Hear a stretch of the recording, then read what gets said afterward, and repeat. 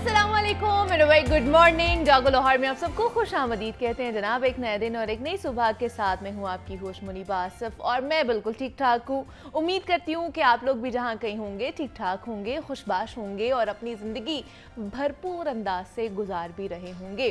तो जनाब हमेशा की तरह प्रोग्राम का आगाज़ करते हैं आज की एक खूबसूरत सी बात के साथ कि जिससे हमें कोई ना कोई सबक मिलता हो। तो जनाब इंसान की बात ना बड़ी मायने रखती है। लोग समझते हैं कि सिर्फ बात ही क्या उसकी अहमियत ही क्या होती है। कहने को तो इंसान कुछ भी कह देता है और बस यूं ही कह देता है, मगर हकीकत यह है कि इंसान के अल्फाज ना उसकी कमिटमेंट्स, उसकी शख्सियत की पहचान होती है। और दाना और बुज़ुर्ग लोग कहते हैं कि इंसान उस वक्त ही पहचाना जाता है जब वो बोलता है। और इंसान को अपने लफ्ज़ों पर पहरा देना चाहिए, उन्हें भूलना नहीं चाहिए कि वो क्या है। और जो बात भी कोई शख्सियत एक बार अपने मुंह से अदा कर दे फिर उस पर हमें पूरा भी उतरना चाहिए। और इस तरह इंसान की ना मुआशरे में कदर मंजिलत भी बढ़ जाती है, उसका रुतबा बढ़ जाता है कि जनाब ये इंसान जो है ना अपनी कमिटमेंट पर पूरा उतरता है, अपने अल्फाजों पर पूरा उतरता है। और सिर्फ इतना ही नहीं, ऐसे शख्स पर लोग भरोसा भी करते हैं। और वैसे भी अगर हम देखें तो मुआशरे में ना हर शख्स ऐसा रवैया इख्तियार कर ले कि अपनी हर बार जितना भी मुमकिन हो कि अपनी बात पर पूरा उतरे और जो ये झूठ का एक मोमेंटम बना होता है उसको हम लोग ख़त्म कर सकें। और यकीन करें कि हक़ का बोल हमेशा बाला ही रहता है और बाला ही हो सकता है। तो इसलिए कहा जाता है कि जनाब जो अपनी बात पर, वो छोटी से छोटी बात भी हो सकती है, वो अगर आपने किसी के साथ जाना है, कहीं जाना है तो आप उसके साथ कमिटमेंट करते हैं और बाद में आप भूल जाते हैं या कोई और इस तरह की आपको मुश्किल पेश आ जाती है, कोई और चीज़ याद आ जाती है जहाँ पर आपने कुछ और वक्त सर्व करना है, तो आप वो अपनी कमिटमेंट में थोड़ा सा डगमगा जाते हैं और आपका यही होता है कि शायद नेक्स्ट पर्सन जो है वो भूल जाए। लेकिन अगर आप कमिटमेंट नहीं पूरी कर सकते हैं तो स्ट्रेट फॉरवर्ड होके बोलें कि ये हमारे बस की बात नहीं है। इससे बेहतर कि आप झूठ बोलें, आप उसको पहले ही वो चीज़ बता दें कि हम नहीं पूरा कर सकते हैं ये चीज़, अपनी कमिटमेंट्स पूरी नहीं कर सकते हैं। और बात भी वही करें, अपने मुंह से अल्फाज भी वही निकालें जिसके बाद आपको पछतावा ना हो, जब आप सोचें कि ये हमने क्या बात कह दी है। क्योंकि यहाँ पर ना हमारी एक कॉमन प्रैक्टिस है हमारे माशरे में, हमारे घरों में, हमारे इर्द गिर्द ऐसे ही चीज़ें होती हैं और लोग कहते हैं जी हमने तो यूं ही बात कर दी थी, हमारा मतलब ये नहीं था। तो ये जो हम यूं ही बात कर देते हैं ना, इसमें बहुत कुछ छुपा हुआ होता है और बाद में हमें पता चलता है कि जब हम यूं ही बात में नेक्स्ट पर्सन की धज्जियाँ उड़ा देते हैं, उसकी इज़्ज़त भी जो है ना उसकी धज्जियाँ उड़ा देते हैं। तो इसलिए यूं ही बात करने से पहले ना 100 दफ़ा हमें सोच लेना चाहिए कि क्या इससे हमारी शख्सियत किस तरह पोर्ट्रे हो रही है, हम कहीं नेगेटिव रोल तो नहीं प्ले कर रहे हैं। ये बड़ा इंपॉर्टेंट होता है क्योंकि आप चले दूसरों की बात तो आप कर रहे होते हैं, लेकिन वो जो आपके अल्फाज निकल रहे होते हैं ना आपके मुँह से, वो सबसे पहले आपकी शख्सियत के बारे में बताते हैं कि आप किस शख्सियत के हामिल इंसान हैं, आप पॉजिटिव है या आप नेगेटिव सोच के मालिक हैं। तो इसलिए किसी और को किसी और की तशहीर करने से पहले अपने आप को देख लेना चाहिए कि हम क्या इस वजह से बुरे तो नहीं लग रहे हैं। बिकॉज़ हमारे अल्फाज बड़ा मैटर करते हैं। बाद में फिर हमें पछतावा होता है कि काश हम फ़लाँ जगह पर फ़लाँ चीज़ के बारे में ये बात, ये अल्फाज ना बोलते। तब तक तो वक्त गुजर जाता है, फिर वो हमारे हाथ में नहीं आता। वक्त है रेत की तरह, आपकी मुट्ठी से एक दफ़ा निकल गया तो निकल गया, वापस नहीं आएगा। तो इसलिए बड़ा ही सोच समझ कर ना अल्फाज अदा करने चाहिए, क्योंकि एक दफ़ा अल्फाज निकल गए आपके मुंह से तो वो वापस नहीं आएंगे, उसके बाद सिर्फ आपको सारी ज़िंदगी पछतावा ही रहेगा। तो अब आगे बढ़ते हैं, प्रोग्राम का बाकायदा आगाज़ करते हैं। जनाब सेगमेंट हमारा लाहौर के मसाइल और आज हम बात करने वाले हैं बढ़ती हुई बिजली की कीमतों के हवाले से। और आप देख रहे होंगे कि एक अदद बिल भी, बिजली का बिल है वो मैंने अपने हाथों में थामा हुआ है। इस हवाले से भी आपको बताऊँगी क्योंकि एक तरफ जो है वो आए रोज़ बिजली महंगी होती जा रही है और दूसरी तरफ रही सही जो कसर है वो लेस्को ने ओवर बिलिंग करके पूरी कर दिया। अगस्त के बिलों पर रीडिंग में होशरुबा इजाफा कर दिया गया है। रोज़ाना हज़ारों शहरी जो हैं लेस्को के दफ्तरों में बिल दुरुस्त कराने आ रहे हैं, मगर उनकी फरियाद सुनने वाला कोई भी वहाँ पर मौजूद नहीं है। रिकवरी और लाइन लॉसेस पूरे करने के चक्कर में ओवर बिलिंग की जा रही है इस वक्त। और बिजली सार्फिन से 122 अरब रुपए वसूल करने का मंसूबा भी बनाया गया है। और ये बिल आप लोग टेलीविजन स्क्रीन पर देख रहे हैं, ये हमारे कैमरामैन हैं उनका बिल है। और ये आप देख सकते हैं कि कितनी उनकी तनख्वाह होगी कि ये 12,177 रुपये बिजली का बिल आया है और 264 रुपये 264 जो यूनिट्स हैं वो सिर्फ उनके यूज़ हुए हैं और उसमें 12,177 रुपये उन्हें बिल मौसूल हुआ है जो उन्होंने अभी जमा कराना है। अभी जमा नहीं कराया, अभी उन्होंने जमा कराना है। तो इस पर मेरा बात करने का मकसद ये है कि जनाब जिस बंदे की बुनियादी तनख्वाह 24 से 25 हज़ार रुपये होगी उसमें से 12,177 रुपये वो बिल जो है उसमें अदा कर दिया जाएगा। तो पीछे उसके पास क्या पैसे बचेंगे जिसमें उसने अपने बच्चों की फीसें भी देनी है, गैस का बिल भी देना है, उसने घर की ग्रॉसरी भी करनी है, ट्रांसपोर्टेशन में भी पैसे सर्व करने हैं। वो क्या करेगा? ये आज का सवाल है कि इतने क्यों महंगाई होती जा रही है। और खुदा न खास्ता अगर ये बंदा बीमार हो जाए, हॉस्पिटलाइज्ड हो जाए, कौन पैसे लगाएगा उसके ऊपर? जब उसके अपनी जेब में पैसे नहीं होंगे तो कौन उसके ऊपर पैसे लगाएगा? ये अलमिया हमारा होता जा रहा है कि हमारी तनख्वाहें वहाँ तक ही हैं, लेकिन बिजली के बिलों ने अजाब डाला हुआ है हमारे सब पे। आप बाहर चले जाएं, मार्केट में चले जाएं, लोग रो रहे हैं इस वक्त कि हमारे पास इतने पैसे नहीं हैं कि हम इतने ज़्यादा जो बिल हैं वो दे सके। एक ऐसी भी स्टोरी मेरे सामने आई कि जनाब एक खातून वो आई और उसने कहा कि मैं अपने घर के बर्तन बेच के जो है वो अब गुजारा कर रही हूँ। उससे पहले मैंने घर की एक चारपाई बेची है, घर के अब बर्तन बेचने पे मैं आ गई और उसके बाद मैं सब्ज़ी लेने जा रही हूँ कि बिल पूरे नहीं हो रहे हैं, कि हम कहाँ से बिल दें, हमारे घर के खर्चे पूरे नहीं हो रहे हैं। तो आज हम इस पर बात करेंगे कि बिजली की कीमतें तो बढ़ती जा रही हैं, लेकिन क्या आवाम को रिलीफ दिया जा रहा है? इसके ऊपर कोई सब्सिडी दी जाएगी? इन्फ्लेशन रेट बढ़ता जा रहा है, कौन जिम्मेदार है इसका? आवाम पर जो बोझ हर महीने डाल दिया जाता है। अब भी जो बिजली की कीमत है उसमें बताया जा रहा है कि 5 रुपए 40 पैसे इजाफा होने जा रहा है, जिसकी मंजूरी हो चुकी है। इस पर बात करेंगे। फाहद अमीन हमारे साथ इन स्टूडियोज में मौजूद है। फाहद कैसे हैं आप? ठीक है जी, बिस्मिल्लाहिर्रहमानिर्रहीम, अल्हम्दुलिल्लाह मैं ठीक हूँ, आप कैसी हैं? मैं भी बिल्कुल ठीक ठाक, लेकिन फाहद लोग ठीक नहीं है। हमारी आवाम जो है वो इस वक्त परेशान है, खून के आंसू रो रही है कि ये बिल हम कहाँ से भरे, ये हमारी तनख्वाहें इतनी नहीं है, हम अगर बिल में ही सारे पैसे दे देंगे तो हम बाकी गुजारा पूरा महीना कैसे करेंगे? देखिए वो गुजारा तो उसका तो हुकूमत जिम्मेदार नहीं है उस गुजारे की, ठीक है, वो तो आम बंदा ही जिम्मेदार है, क्योंकि हुकूमत ने तो अवाम पे जो बम गिराने हैं वो गिराती रहेगी। हाँ। ठीक है, अब उनको कोई सरोकार नहीं है कि एक गरीब बंदा वो कैसे अपना गुजर बसर करता है, वो बिजली का बिल कैसे देता है, वो किसी से उधार मांग पकड़ता है, वो किसी से भीख मांगता है या किसी से जो है वो चोरी करता है, डाका डालता है। हुकूमत को इससे कोई सरोकार नहीं है। बेशक उन्होंने बस अपना जो है ना वो हर माह में 1-2 दफ़ा ऐलान कर देना है कि बिजली समाही एडजस्टमेंट की मद में 5 रुपये 40 पैसे महंगी होने जा रही है, बिजली जो है वो फ्यूल प्राइस एडजस्टमेंट की मद में महंगी होने जा रही है, बिजली जो है वो बुनियादी टैरिफ बढ़ने लगा, उसकी पैदावारी लागत जो है वो बढ़ती जा रही है। इसके साथ साथ जी हमने नीलम जेलम सरचार्ज लगाना है, हमने जीएसटी लगाना है, अच्छा। हमने फ्यूल प्राइस एडजस्टमेंट पर जीएसटी लगाना है, उसके बाद दर्जनों ऐसे टैक्सेस हैं जिसका आवाम को पता ही नहीं है, वो भी हमने लगाने हैं। और आवाम से निकाल लो, आवाम की तिजोरियों में बड़े पैसे पड़े हुए हैं, ठीक है, पता नहीं, मेरे ख्याल से हुक्मरानों ने देख लिया है कि आवाम की तिजोरियां भरी पड़ी हैं। हाँ जी, आप यकीन करें कि जो अभी खातून वाला आपने मामला बताया है ये बहुत जो है ना वो टचिंग था, वो दिल को लगा जाके, मगर ये लग भी हम जैसों को लग सकता है बस। ये ऊपर जो ऐवानों में बैठे हैं उनको शायद नहीं लग सकता, उनको इस चीज़ की जो है ना वो उनके लिए ये कोई तकलीफ दे अमल नहीं है। उनके लिए अगर कोई बंदा खुदकुशी कर लेता है बिल की वजह से तो उनके लिए कोई मसला नहीं है, ठीक है जी। तो सूरत हाल यही है जैसी आपने बताई है, ये सिर्फ एक खातून नहीं है, ये लाखों की तादाद में खवातीन है और लाखों की तादाद में मर्द हैं जो बेचारे हाथों में बिल पकड़ के रोते फिर रहे हैं। आप और कुछ लोग तो चले, ये तो वो लोग होते हैं जो बाहर निकल के एहतजाज रिकॉर्ड करा देते हैं, कुछ ऐसे लोग हैं जो रिपोर्ट नहीं होते हैं और जिन्होंने खुदकुशियां की हैं, अपने बच्चों समेत खुदकुशियां कर लेते हैं कि हमारे पास इतना गुजारा नहीं है कि हम पैसे इतने दें, बिल भी अदा करें और घर कैसे चलाएं हम लोग।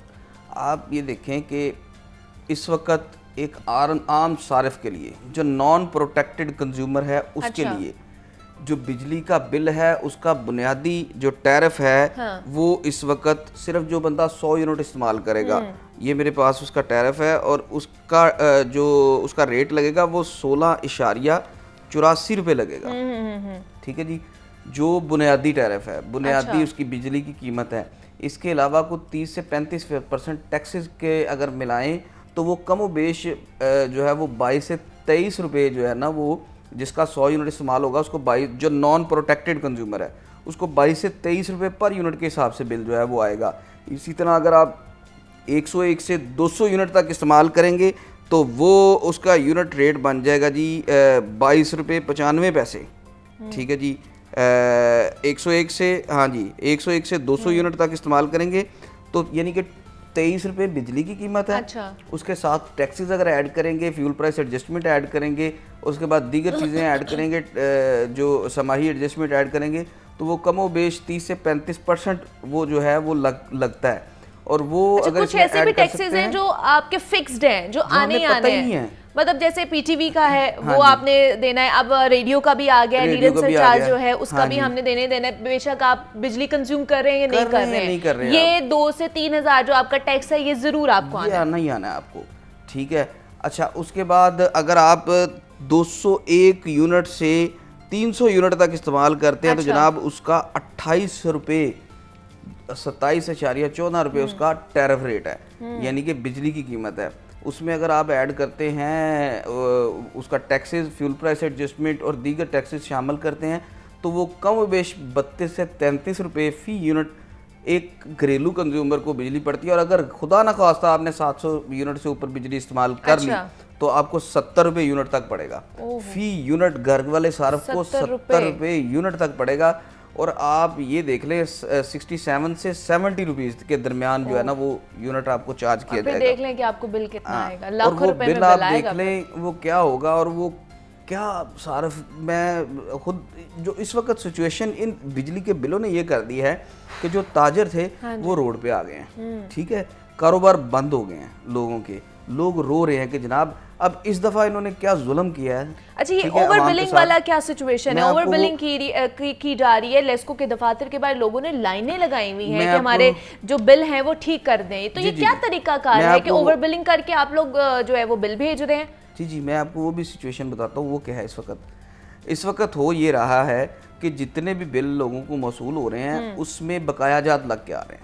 ठीक है, बकायाजात किस चीज़? एरियर्स की मद में किसी को 500 रुपये आ गया, किसी को 1000 रुपये आ गया, किसी को 5000 रुपये आ रहा है। जिसके ज़्यादा बिल, जितना बिल उसका जितनी उसकी कंजप्शन है उस हिसाब से उसको बकायाजात लग के आ रहे हैं। इसमें भी आया होगा बकायाजात, अच्छा। देखिएगा आप। अच्छा, एरियर्स की मद में, हाँ अच्छा, जी, वो एरियर्स की एरियर- 2550 रुपए। एरियर्स क्या है, वो बेसिकली पिछले माह से इम्प्लीमेंट किया गया है, ये जो बुनियादी टैरिफ में इजाफा है। अच्छा। तो वो जो बकाया, जब वो जो डिफरेंस था वो इन बिलों में लग के आ रहा है। एक तो टैरिफ में इजाफा हो गया, अच्छा। पिछले माह का बिल लग के आ गया। ओके। पिछले माह का नहीं जी, आपने वो पिछले माह बिजली इस्तेमाल की थी ना, हाँ, हाँ। तो वो इतने की नहीं है, वो इतने की पड़ेगी, अब आपको ये करें। अच्छा, वो अब उसका सबसे ज्यादा नुकसान जो है वो ताजर बरादरी को है, वो इंडस्ट्रियलिस्ट को है। अब हुआ अच्छा, ये क्या, अलग है। उसके बाद जो हाँ जी। बाकी टैक्सेस हैं 1945 रुपए, ये अलग एक टैक्स है जो हमारे ऊपर लगे हुए हैं, वो है। उसके बाद ये जो एरियर्स जो बता रहे हैं फाहद साहब, वो 2550 रुपए हैं। तो आप देख लें कि हमने कितनी एनर्जी कंज्यूम की होगी और टैक्सेस हम कितना दे रहे हैं। अच्छा, दूसरी बात ये 4000 टैक्स पड़ा। लेस्को की अगर मैं बात करूं, लेस्को की, क्योंकि हम लाहौर में बैठे हैं, लेस्को की किसी भी सर्कल में चले जाएं आपको ओवर बिलिंग का तूफान नज़र आएगा।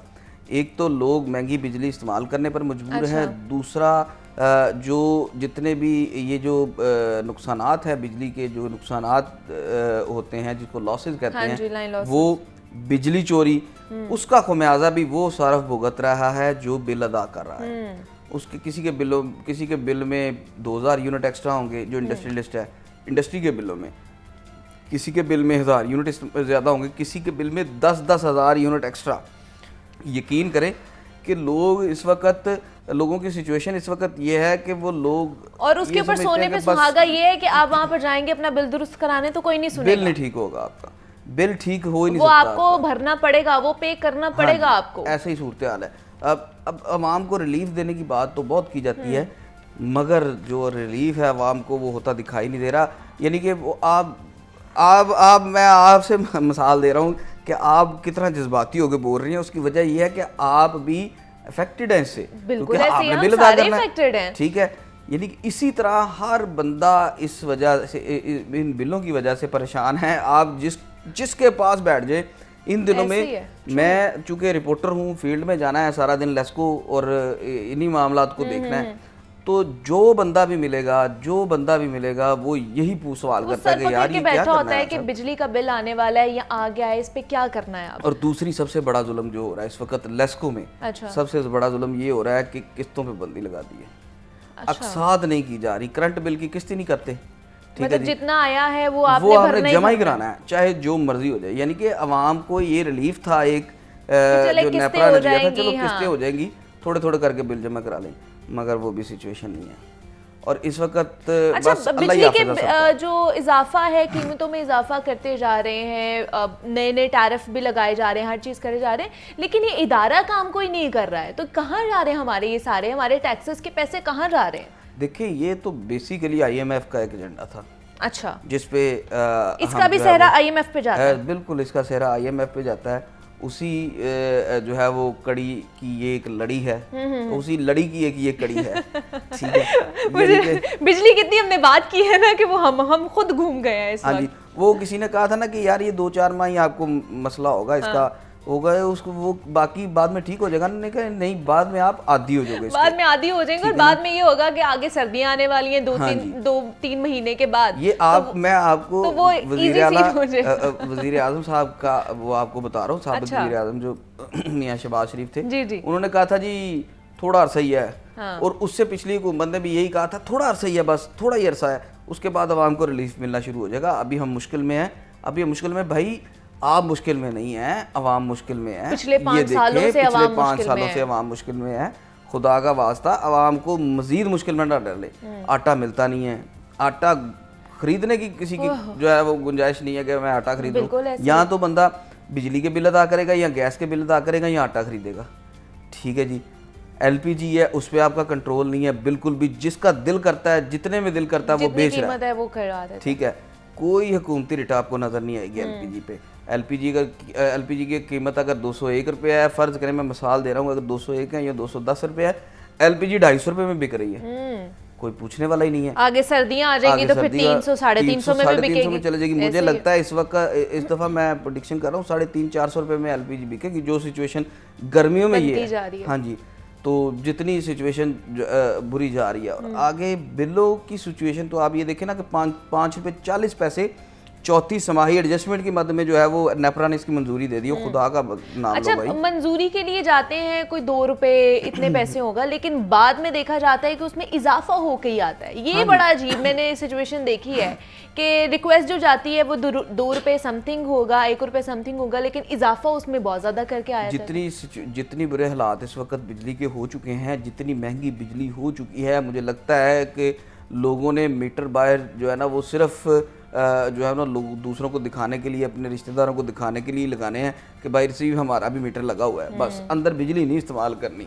बिजली वाला और हाथ वाला वसाइल ही पंखा नहीं है ना, इस्तेमाल शुरू हो फाहद जाना, वसाइल ही नहीं है जो लोगों के, सिचुएशन लोग चल क्या रही है। करें कि हाँ जी। सिचुएशन, अब लोग डर के पंखे भी मेरे ख्याल से लगाते हैं कि ज्यादा पंखा चल जाएगा तो फिर बिजली का बिल ज्यादा आ जाएगा, तो लोगों ने मेरे ख्याल से AC बंद कर दी है। आप यकीन करें कि कल मैं रात के टाइम कुछ सामान लेने के लिए घर से निकला, तो मैंने देखा कि लोग ना ख़वातीन और बच्चे और मर्द कुछ ना वो बाहर, मैं साइड पे गया तो बाहर ना गली में 4 पहिया बिछा के सो रहे थे।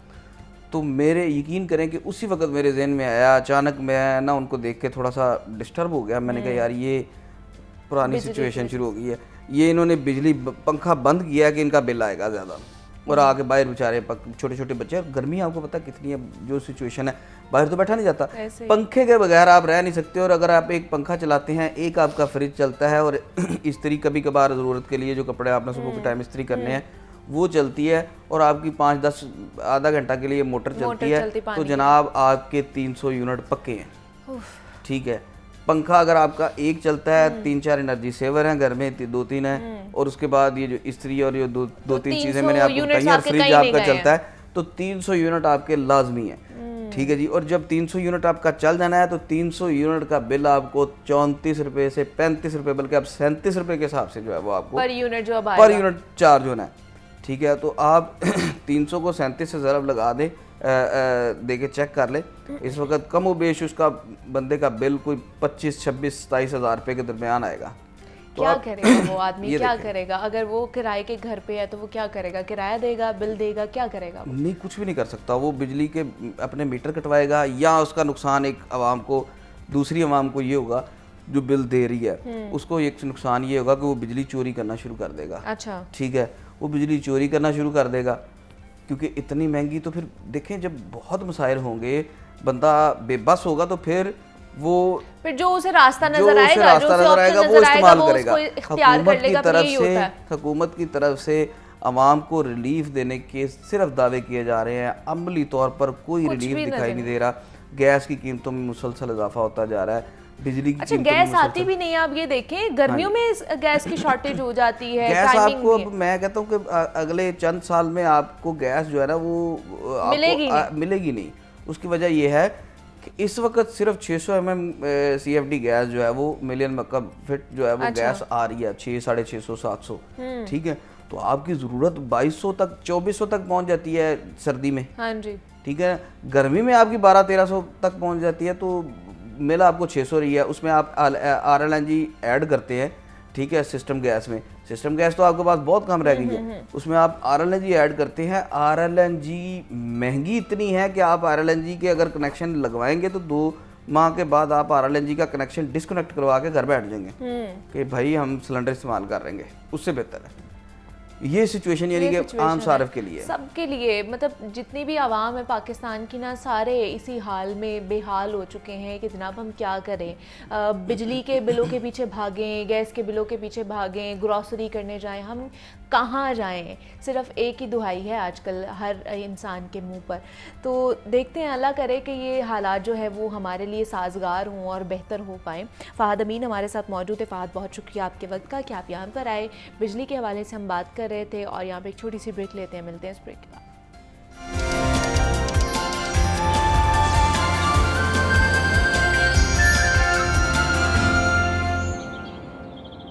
ना बहुत ही खूब और बहुत ही अच्छी गुड मॉर्निंग होगी है हम सबकी, और आप लोगों की भी इतने खूबसूरत से कलाम से शुरू किया है, और हमारे साथ बहुत ही टैलेंटेड, और आप उनको मुख्तलिफ TV चैनल्स पर देखते हैं, और बड़ी ही खूबसूरत उनकी आवाज़ है, बड़ी खूबसूरत शख्सियत है उनकी। हमारे साथ इस वक्त सावल ढीलू मौजूद है, वोकलिस्ट हैं, और सिर्फ वोकलिस्ट नहीं है जनाब, उन्होंने डिग्री भी म्यूज़िक में ही NCA से हासिल की, और अभी वो म्यूज़िक की क्लासेस देते हैं फैसलाबाद जो यूनिवर्सिटी है वहाँ पर, उसमें लोगों को सिखा रहे हैं, ख़ासतौर पर बच्चों को जो है म्यूज़िक की क्लासेस दे रहे हैं, लेक्चरार है वहाँ पर। और कितनी ही खूबसूरत आवाज़ है, और कितनी ही गुड मॉर्निंग शानदार से उन्होंने हमारी मॉर्निंग कर दी है। उसके साथ गिटारिस्ट पर राना शाहिद हमारे साथ मौजूद हैं। तो इन दोनों को खुश आमदीद कहते हैं। कुछ सावल से उनकी करियर के बारे में, उनके जो सफ़र उन्होंने स्टार्ट किया था म्यूज़िक का, उस बारे में भी जानते हैं। तो सावल, आपको वेलकम कहती हूँ जागो लोहार में। वेरी गुड मॉर्निंग, कैसे हैं आप? बहुत शुक्रिया, थैंक यू सो मच। आपने तो धमाका कर दिया है, आते ही सुबह हमारी मॉर्निंग इतनी अच्छी कर दी है। बस और आपको भी शायद गुड मॉर्निंग कहती हूँ जागो लाहौर में, वेलकम। तो सावल, अपने करियर के बारे में बताइए, कैसे ये म्यूजिक इंडस्ट्री में आए और कैसे स्टार्ट किया आपने? बस मेरा जो बेसिकली जो है वो आई एम फ्रॉम फैसलाबाद। अच्छा। तो वो एक बचपन में जो होता है ना कि आप गली मोहल्ले के लड़के होते हैं, तो आप गा रहे होते हैं, तो एक वो था भी, एक जट फैमिली से ताल्लुक था, तो घर वालों की तरफ से इतनी वो थी नहीं कि आप जो है वो म्यूजिक, जी सपोर्ट नहीं थी कि आप म्यूजिक जो है वो करें। तो फिर मेरे एक दोस्त हैं, उन्होंने मुझे रिकमेंड किया कि यार तू NCA चला जा। अच्छा। तो मैंने कहा ये NCA क्या? तो उसने मुझे दैट टाइम बताया कि यार एक ड्रामा चलता होता था, तो वो उसके सारे करैक्टर जो है ना वहीं पे डेवलप हो। तो एक जहन में आ गया कि अच्छा यार ये एक स्पेस है जहाँ पे मैं जाके जो है वो जो समथिंग स्पेशल कर सकता हूँ। तो फिर मैं लाहौर आया और एनसीए में आके मैंने बकायदा 4 साल जो है वो म्यूजिक पढ़ा। और म्यूजिक पढ़ने के बाद मैं ये होता है पैशन, कि अगर आपके अंदर पैशन है तो आपने उस चीज के साथ डटकर मुकाबला भी करना है, लोगों का भी मुकाबला करना है, और उसके जो है ना सारी चीजें सीखनी है, पढ़नी भी है। मतलब बहुत से लोग हैं वो कहते हैं जो हमारे म्यूजिक में इंटरेस्ट है लेकिन हमें पता नहीं होता सुर ताल क्या होता है, तो आपने वो पूरा पढ़ा भी है, 4 साल की डिग्री भी ली है। और सबसे बड़ी बात मैं आपके साथ शेयर करता हूँ कि life is not a imagination, it's a true reality. ये 2.5 घंटे की मूवी में आप बैठे नहीं है कि जिसके अंदर हीरो को काम पे नहीं जाना पड़ता। तो जिंदगी के अंदर जब आप किसी लेवल पे पहुंचते हैं ना, तो यकीन मानिए स्ट्रगल आप करते रहते हैं और कोशिश करते हैं कि कहीं ना कहीं आप म्यूजिक के अंदर इतनी वाइब्रेंट स्पेस है और इतनी जिद्दत है कि कहीं ना कहीं आपको चैनलाइज करता है। अब कभी हमने सोसाइटी में देखा नहीं है, लेकिन हाँ आप देखें तो सोसाइटी के अंदर आपको एक ही तरह से जो है वो ट्रीट किया जाता बिल्कुल है। ऐसे ही है। हालांकि आप म्यूजिक जो है वो आपकी लाइफ के अंदर इतनी बड़ी चेंजिंग लेके आता है कि अगर आप गाड़ी में बैठे हैं तो आज जाने की कुछ भी लाइक आपने सुन रहे हैं तो इम्पैक्ट आपके इनहेल कर रहा होता है। बेशक बेशक। और आज भी जिस तरह इन्होंने स्टार्ट किया है अल्लाह से, और उसकी वजह से हमारी जो मेरे ख्याल से और भी खुशगवार मूड हो गया है और आगे भी इसी तरह रहेगा। तो कितने साल हो गए हैं मतलब प्रोफेशनली इस ट्रैक को लेकर चल रहे हैं आप?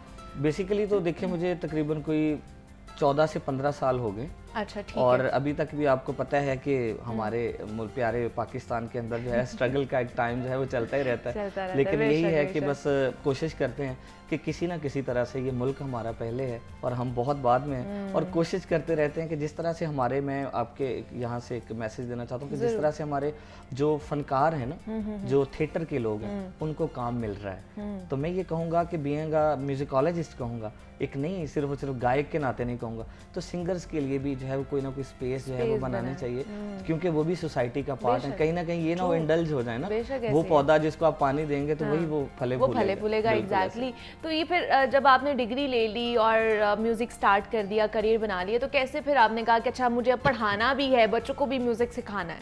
देखिए सबसे पहली बात तो ये है कि जब आप कोई काम करने जाते हैं ना तो ये सारी चीज़ें आपको फेस करनी पड़ती हैं। हाँ, लेकिन जब आप कामयाब हो जाते हैं ना, वो success has many fathers and but all वो फेलियर इज़ ऑर्फन, तो जो एक कामयाब इंसान होता है ना उसके साथ तो फिर सारे लोग जुड़ना शुरू कर देते हैं जो आपको बातें कर रहे होते हैं।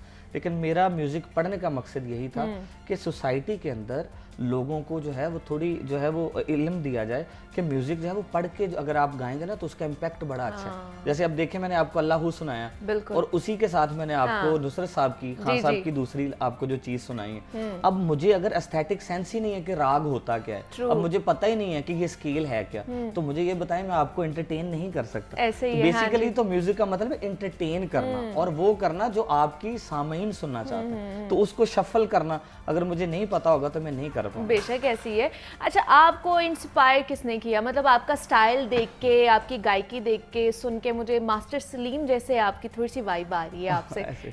मुझे जो इंस्पायर था, मैं आपको सच्ची बोलूं तो मैं बचपन में मुझे मतलब थोड़ा सा जब मैं ऊपर हो रहा था मुझे शफकत भाई बड़े इंस्पायर, शफकत अमानत अली खान जी। और मैं मतलब उनकी उसी ट्रैक की वजह से ऑल पाकिस्तान जो हमारे यहाँ पे लाहौर में होता है वो मैंने विन किया। अच्छा। वो सावन भी तो जाए पी हरवा, मन मोरा घबराए, तो वो मुझे आज तक मेरे वो पिन करता होता है। मुझे म्यूजिक के अंदर अगर कोई चीज लेके आई तो वो शफकत अमानत अली खान साहब की वो चीज। तो मेरे ख्याल से फिर हो जाए फिर शफकत अमानत अली की आपने बात की है तो फिर उनका आपको सुनाते हैं। अभी जो है वो आंखों के सागर है, क्या बात तो बहुत सारे जो है वो सामईन कहते हैं कि प्लीज वो आप बैठे होंगे तो वो सबका फेवरेट है वो गाना उनका। चले, खूब, बहुत ही खूब। तो सावल, ज़्यादा जॉनरा किस तरह का पसंद है जो आप सुनना भी पसंद करते हैं और गाना भी पसंद करते हैं?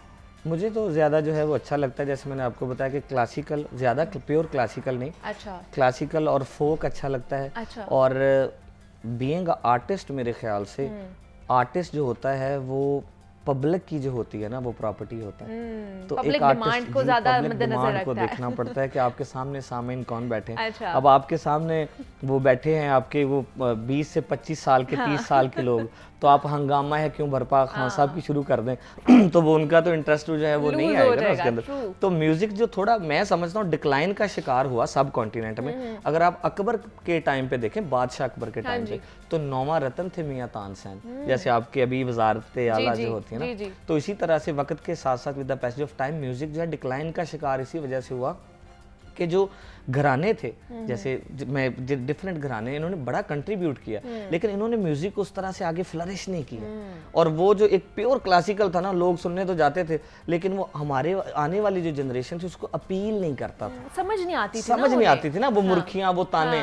तो वो जो एक चीज है ना, उस वजह से लोगों का थोड़ा सा इंटरेस्ट जो है वो थोड़ा सा वो मूव ऑन हुआ इस वजह से। तो मतलब मैंने सुना है कि आप कुछ कॉमेडी सॉन्ग भी गाते हैं, कुछ ऐसा भी करते हैं, वो खुद बनाते हैं, क्या करते हैं? जैसे मैंने आपको बताया कि वो ऐसे ही है कि एक स्केल आपने लिया, उस स्केल के अंदर आपको पता लग गया कि ये चीजें हैं और ये स्केल हैं। जैसे आज भी everything is imitation of nature, कोई भी बंदा खुद से क्रिएटर सिर्फ अल्लाह ताला की जात है। आप इंस्पिरेशन लेते हैं, आप उसका एक टुकड़ा लेते हैं, आप उसका एक ख्याल लेते हैं, उस ख्याल से एक नया ख्याल जो है वो डेवलप करते हैं बीइंग आर्टिस्ट ना।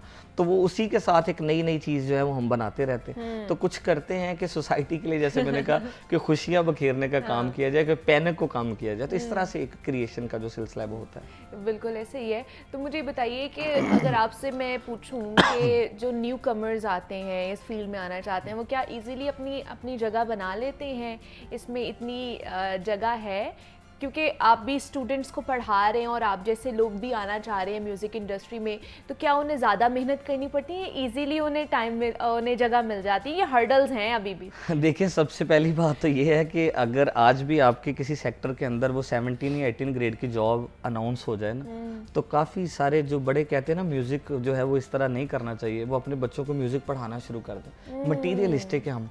अगर तो आपने पैसा कमाना है तो प्लीज कोई और फील्ड चूज कर लें। अच्छा। इसके अंदर तो या आप बड़ा बूस्ट अप कर जाएं तो फिर है, अदरवाइज तो स्ट्रगल ही है। मैं आज तक आपके सामने, मैं आपको बताया 15-16 साल के अंदर इतने काम करने के बाद भी अभी तक भी यही स्पेस ढूंढ रहे होते हैं कि कुछ ना कुछ आपको अच्छी स्पेस मिल जाए। कैरियर जो होता है वो लॉन्ग टाइम एक प्रोसेस है। अच्छा। वो शॉर्ट टर्म नहीं है कि आपने प्लान किया कि मुझे कल मैं कामयाब हो जाऊंगा, ये डिग्री लूंगा, तो नहीं, ऐसे नहीं होता। म्यूजिक के अंदर अगर आप करना चाहते हैं तो फिर आप अपना दिल बड़ा रखें और ये सोचें कि मुझे जिस सोसाइटी का अल्लाह ने मुझे हिस्सा बनाया, इसके लिए कुछ ना कुछ मुझे कंट्रीब्यूट करना है। अगर पैसों के लिए आना तो फिर प्लीज कोई और काम के साथ। मैं इस वजह से कहता हूँ कि हमें गाइड नहीं किया किसी ने, लेकिन मैं ये चाह रहा हूँ कि आर्टिस्ट, अब देखें पिछले दिनों में असद भाई के साथ, असद अब्बास साहब जो है बड़े अच्छे दोस्त थे और वो चले गए, तो अब वाली बात फिर इसी तरह से होता है कि आर्टिस्ट के लिए कुछ ना कुछ ऐसी स्पेस होनी चाहिए जिससे, क्योंकि आपकी सोसाइटी का, आपके इस घर का, इस पाकिस्तान का वो भी हिस्सा है। बेशक ऐसे ही है। और ये आर्टिस्ट ही हैं जो हमारे पाकिस्तान को अच्छे तरीके से रिप्रेजेंट करते हैं, और सिर्फ पाकिस्तान में नहीं बल्कि बाहर जाके इंटरनेशनली भी हमारा जो सॉफ्ट इमेज है वो प्रेजेंट कर रहे होते हैं कि पाकिस्तान की इंडस्ट्री कैसी है, यहाँ के आर्टिस्ट को कितनी इज्जत दी जाती है। तो इनके लिए हमें ज़्यादा से ज़्यादा काम करने की, प्लेटफॉर्म्स मुहैया करने की ज़रूरत है। तो हमने तो अपना एक प्लेटफॉर्म बनाया हुआ है जागो लाहौर, जहाँ पर हम चाहते हैं कि जितना भी पाकिस्तान का टैलेंट है वो यहाँ पर आए और उनसे हम आपकी मुलाकात कराएं। सावल, बहुत अच्छा लगा आपसे मिलके और best of luck, best wishes है आपके साथ। और शाहिद, आपका भी बहुत शुक्रिया कि आप भी यहाँ पर आए। जाते जाते क्या सुनाएंगे हमें? जाते जाते एक आपको सुनाता हूँ, सजाद भाई की एक लाइन है। अच्छा। जे इथों कदी रावी लंघ जाए। हाँ, क्या बात है, चले जी।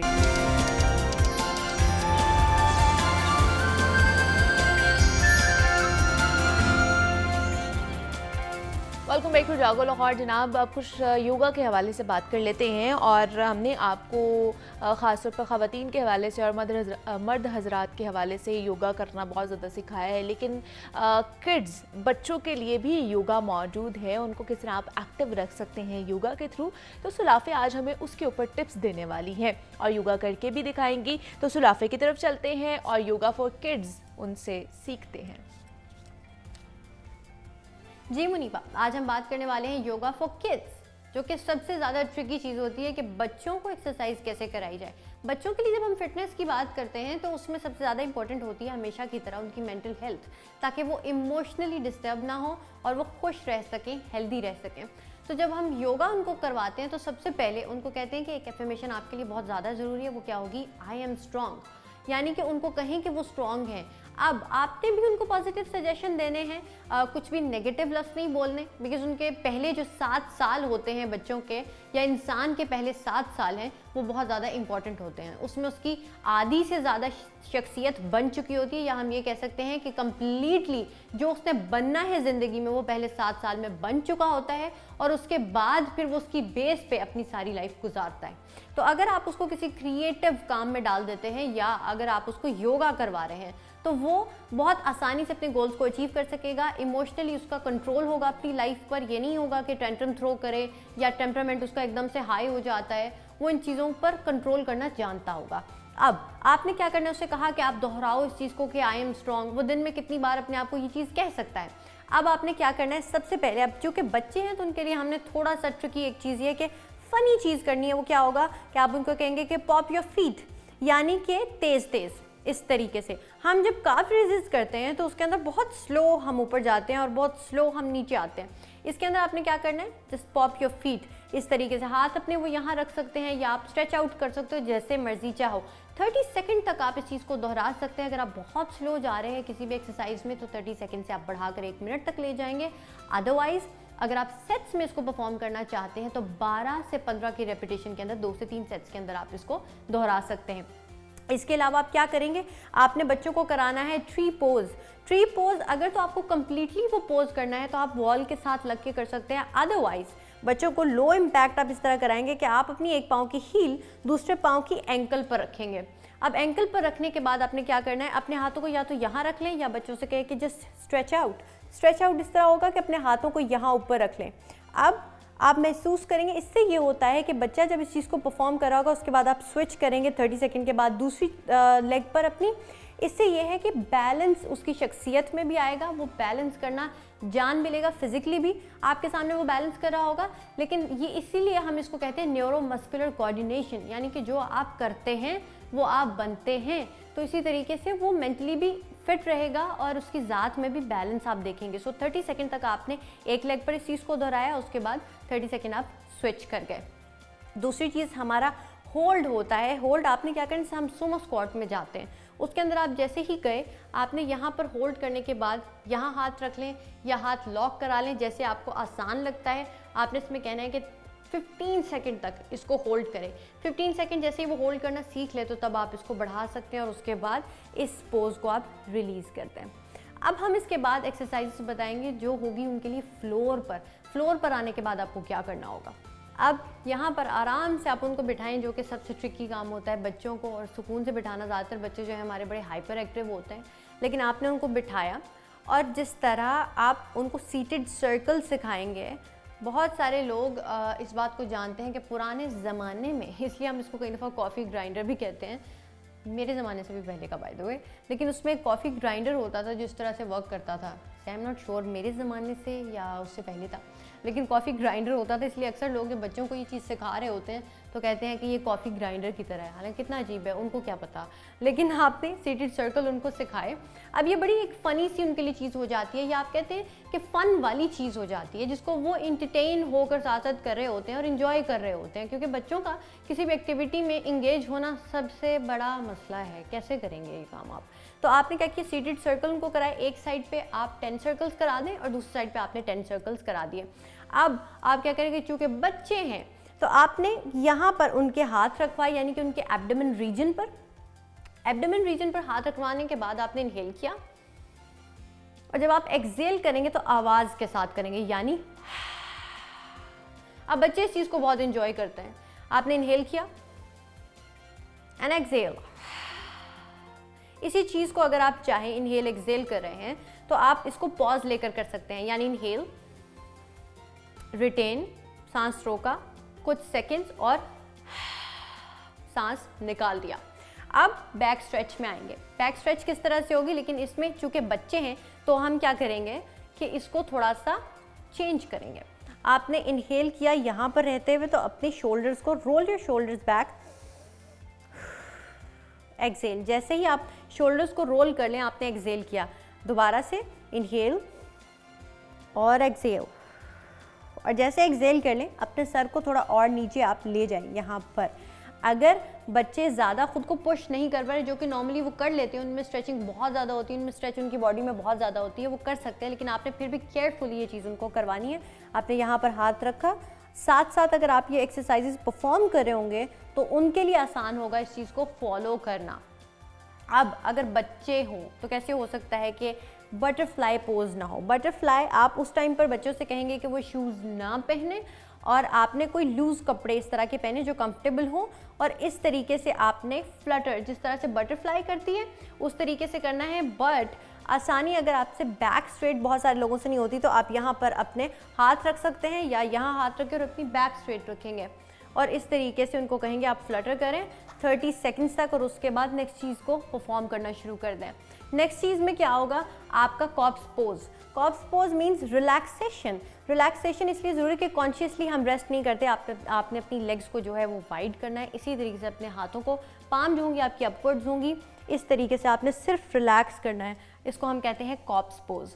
बच्चों के लिए बहुत ज़्यादा ज़रूरी ताकि वो कॉन्शियसली रेस्ट करना जानते हैं और स्ट्रेस से अपनी वो जान छुड़ा सकें। तो आपने इनहेल किया and exhale, inhale and exhale. आप अपनी आंखें उस दौरान बंद भी रख सकते हैं और जैसे आप चाहें उनको मेडिटेट करा सकते हैं। अब अगर बात होती है क्रिएटिविटी की, तो बच्चों की क्रिएटिविटी को किस तरह बढ़ाया जा सकता है कलर्स का इस्तेमाल करके। उसमें क्या होगा कि आप उनसे कहेंगे उनका जो फेवरेट कलर है उसको इमेजिन करेंगे इनहेल करते हुए, उस तरह से वो मेडिटेट करेंगे। यानी आपने इनहेल किया जो भी बच्चे का फेवरेट कलर है, एक्सेल किया जो भी कलर उसको लगता है थोड़ा सा अजीब, या आप कह सकते हैं black. Black is not a colour, लेकिन फिर भी ब्लैक हम इसलिए कहते हैं कि स्मोक या कोई भी चीज़ उसको आप लेट गो करेंगे। कोई भी चीज़ ऐसी जस्ट थ्रो दैट आउट। कोई भी चीज़ आपको लग रही है होमवर्क ज़्यादा है या कोई असाइनमेंट ऐसी मिली है तो उस टाइम पहले उनको रिलैक्स होने दें, उन पर प्रेशर नहीं डालना। ये हमारी जिम्मेदारी है कि हम उनको रिलैक्स होने दें और उसके बाद वो क्रिएटिविटी में जा सकते हैं या क्रिएटिव काम कर सकते हैं अगर वो यहाँ से थोड़ा सा फिट होंगे। और अगर वो योगा करते होंगे तो उससे ये होगा कि physical, mental, emotional, spiritual aspect, इनके चारों जो सबसे इम्पॉर्टेंट एस्पेक्ट होते हैं जिससे इंसान की बॉडी बनती है, उससे वो हेल्दी रहेंगी। यानी आपकी हेल्थ इन्हीं चारों चीज़ों पर उसका इन्हिसार है। तो आपने इन चीज़ों का ख्याल रखना है। बच्चों को आप गाइड करें बड़े प्यार से और बड़ा और जनाब सुलाफे नकवी हमारे साथ मौजूद थी। योगा फॉर किड्स हमें करना उन्होंने सिखाया है कि बच्चों को किस तरह आप एक्टिव रख सकते हैं इस योगा टिप्स के थ्रू। तो सुलाफे आज के लिए आपका बेहद शुक्रिया। मज़ीद भी हम कुछ सेहत के हवाले से, हेल्थ बेनिफिट्स के हवाले से बात कर लेते हैं। आजकल बहुत से लोग ना इस चीज़ की शिकायत करते हैं कि जनाब हमारे हाथ पाँव सुन्न होना शुरू हो जाते हैं, या जिसको हम आम जुबान में कहते हैं कि सो जाते हैं, कि अचानक ही हमारी उंगलियां सोना शुरू हो जाती है, पूरा हाथ सोना शुरू हो जाता है, पूरी टांग या हमारा पाँव सो जाता है। तो हम इसको बड़ा लाइट लेते हैं कि शायद कोई बात नहीं, अभी ठीक हो जाएगा, लेकिन ये भी किसी बीमारी की वजूहात की वजह से हो सकता है या इसकी वजह से आपको कोई बीमारी हो सकती है। ये बड़ा क्रिटिकल सिचुएशन भी हो सकती है। तो आज हम इस पर बात करेंगे कि हमारे हाथ पाँव सुन्न हो जाना क्या वाकई कोई एक इसको नॉर्मल लेकर हमें चलना चाहिए या इसके पीछे कोई रूट कॉज भी हो सकती है। तो इस पर बात करने के लिए इन स्टूडियोज़ में हमारे साथ मौजूद हैं एसोसिएट प्रोफेसर हैं डॉक्टर फराह सादिक हैं, प्रोफेसर ऑफ मेडिसिन हैं। डॉक्टर फराह आपको वेलकम कहती हूँ जागो लाहौर में। कैसी हैं आप? Thank you, I am fine. Doctor Farah, हाथ पाँव का सुन्न हो जाना, हम लोग तो बड़ा इसको लाइट लेते हैं, नॉर्मल होता है कि अच्छा चले हाथ पाँव सुन्न हो गए हैं तो कोई बात नहीं, थोड़ी देर में नॉर्मल हो जाएंगे। तो क्या इसको लाइट लेना चाहिए और ये क्यों होते हैं हाथ पाँव सुन्न? अच्छा, इसकी जो है वो 2-3 वजूहात हो सकती हैं। एक वजह तो इसकी ये हो सकती है कि जो ब्लड सर्कुलेशन जो है उस एरिया के अंदर, यानी खून का जो रवानी है वो अगर उस जगह के ऊपर कम हो गई है तो आपका जो वो हिस्सा है वो बिल्कुल बेहिस हो जाएगा। अच्छा। और जब तक आप उसको मूव नहीं करेंगे, हिलाएंगे नहीं, और वो खून की बहाली दोबारा से बरकरार नहीं होगी, वो हिस्सा जो है वो ठीक नहीं होगा। ये उस वक्त होता है आमतौर पे जब आपने अक्सर नोट किया होगा कि हम सो जाते हैं, हाँ। गहरी नींद, और हमारा कोई हाथ जो है वो सर के नीचे आ गया या कमर के पीछे आ गया, और जब हम एकदम उस गहरी नींद से जागते हैं तो वो हाथ बिल्कुल ऐसे बेजान सा हुआ होता है और उसमें सुइयां सुइयां सी रेंग रही होती हैं। उसकी वजह ये होती है कि वो दबाने की वजह से, दबाव की वजह से वो खून की सर्कुलेशन या जो रवानी है वो ख़त्म हो जाती है। और जब हम उठते हैं और उसको हम ऐसे ऐसे करके हिलाते हैं तो वो खून की रवानी जो है वो दोबारा से चलती है और वो दोबारा से कुछ देर के बाद जो है वो ठीक होता है। एक तो इसकी ये वजह है, वो तो कोई सीरियस वजह नहीं है। वो सीरियस नहीं है कि आपका सिर्फ जो ब्लड सर्कुलेशन है वो नहीं सही हो रही होती है। लेकिन जो सीरियस वजह है वो ये है कि खुदा न खास्ता ये एक इस चीज़ की अलामत हो सकती है कि फालिज का अटैक हो रहा है। आपको पता है कि हमारी जो दिमाग है वो हमारी पूरी बॉडी को जो है वो कंट्रोल करता है। अब अगर उस दिमाग की शरियान में कोई खून का लोथड़ा फंस जाता है, जिसको हम ब्लड क्लॉट कहते हैं, तो जिस जगह पे वो फंसता है और दिमाग के उस हिस्से से जो बॉडी का पार्ट कंट्रोल हो रहा है, जो भी हिस्सा कंट्रोल हो रहा है, वहाँ के ऊपर जो है वो फिर आपको सनसनाहट, कमजोरी और सुइयां वगैरह जो है वो चुभना शुरू हो सकती हैं। और बाज़ औक़ात ऐसा होता है कि ये कैफियत जो होती है वो 24 घंटे से कम रहती है, और बाज़ औक़ात ये होता है कि ये कैफियत जो है वो 24 घंटे से ज़्यादा रहती है और फिर परमानेंट हो जाती है, यानी मुस्तकिल वहाँ पर कमज़ोरी जो है वो रह जाती है, जिसको हम फालिज का अटैक कहते हैं। अगर वो 24 घंटे से कम रहती है, यानी 1 घंटा रही, आधा घंटा रही, या 2 घंटे रही, या 24 घंटे से कम रही, तो वो एक अल्लाह ताला ने आपको मोहलत दी है कि आप अपना जो है वो देखें कि क्या इसकी वजह है, और जो भी दवाइयाँ इसके लिए दी जा सकती हैं इस कंडीशन को बचाने के लिए वो हम दें। यानी आमतौर पे हम डिस्प्रिन वगैरह जो है वो देते हैं। डिस्प्रिन का काम ये होता है कि खून में लोथड़ा या क्लॉट जो है उसको जमा नहीं होने देती। तो ये एक तरह की एक अलामत होती है इस चीज़ की कि आप अपने आप को प्रॉपर अपनी टेस्ट वगैरह करवाएं और देखें कि अगर ये उस वजह से है कि कोई छोटा सा क्लॉट था जो कि खुद ब खुद अल्लाह की तरफ से ज़ाती तौर पर डिजॉल्व हो गया है, तो आप इसको लाइट ना लें, बल्कि आप इसके लिए प्रॉपर तरीके से डॉक्टर के पास जाएं। डॉक्टर जो है वो फिर आपको आम तौर पे जो अद्वियात देता है उसमें डिस्प्रिन एक दवा का नाम है, खून को पतला करती है और खून की रवानी जो है वो वहाँ पर बहाल हो जाती है। तो दूसरी वजह इसकी फालिज हो सकती है जो ऑब्वियसली बहुत सीरियस है। और तीसरी वजह जो है इसकी ये हो सकती है कि बाज़ औक़ात हमारे जो नर्व्स होते हैं जिसको हम एसाब कहते हैं, एसाब जो है ना वो हमारे कमज़ोर हो जाते हैं कुछ बीमारियों में, जिसमें हमारे यहाँ, मैं कॉमन की बात करूँगी जो बहुत ज़्यादा कॉमन है, तो बहुत सारी हैं जो कि इस प्रोग्राम में शायद डिस्कस भी ना हो सके, लेकिन जो सबसे कॉमन हमारे यहाँ है वो शुगर है।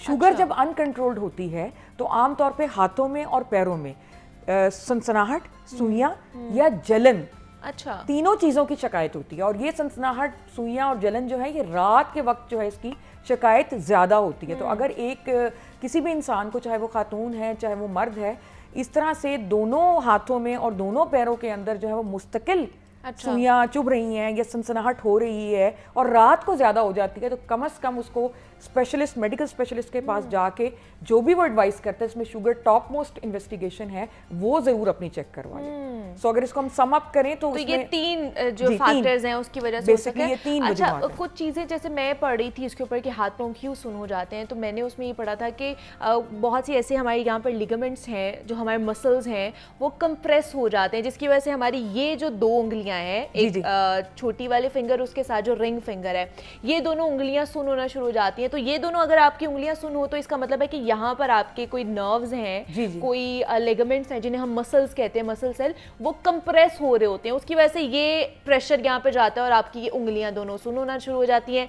ये 3 उंगलियां सुन होती हैं कि आपके यहाँ पर रीढ़ की हड्डी के पास नीचे या यहाँ पर पीछे, यहाँ पर बहुत सी कोई जाल बना हुआ है हमारी वेन्स का, हमारे मसल्स का, उनमें से कोई मसल्स कंप्रेस होना शुरू हो जाते हैं, जिसकी वजह से आपकी ये 3 उंगलियां जो हैं वो होती हैं। बिल्कुल आपने सही कहा, लेकिन वही कैटेगरी इसकी वही आ जाती है। अगर आप इसको देखें कि कौन से ग्रुप में आ रही है, तो या तो ये फालिज के ग्रुप में आ रहा है, या ये दब गया है, या तीसरा नर्व्स प्रेस हो रही हैं। तो आपने भी जो अभी जिक्र किया है वो नर्व्स के प्रेस होने का किया है। तो इसमें जो नर्व बता रही हैं, जो शुगर होती है, बहुत से जो बाकी के मर्ज होते हैं वो सारी नर्व्स को इफेक्ट करते हैं, यानी जितने भी असाब हैं आपके जिस्म के उनको इफेक्ट करते हैं। ये जो आपने बात बताई है इसके अंदर खास तौर पे ये जो आपकी कलाई होती है, रिस्ट जिसको कहते हैं, वहां पर एक नर्व होती है, वो प्रेस हो जाती है। अब उसकी वजह जो है वो यहाँ पर कोई चोट लग सकती है आपको। बाज हामला खवातीन जो हैं उसको और मैं उसमें पढ़ी थी कि अब जैसे खवातीन में ये चीज़ ज़्यादा होती है कि उनके, क्योंकि वो एक तो आटा गूंथती हैं बहुत ज़्यादा प्रेस करके,